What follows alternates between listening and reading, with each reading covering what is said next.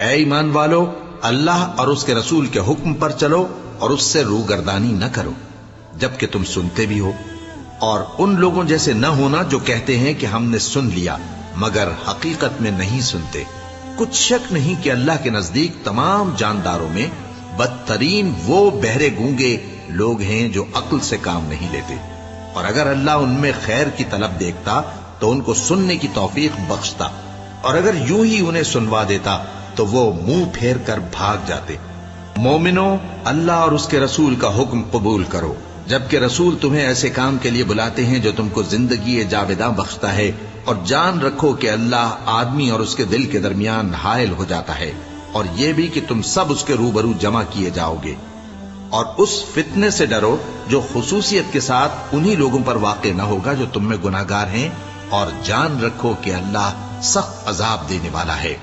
اور اس وقت کو یاد کرو جب تم زمین مکہ میں قلیل اور ضعیف سمجھے جاتے تھے اور ڈرتے رہتے تھے کہ لوگ تمہیں اڑا نہ لے جائیں، یعنی ختم نہ کر دیں،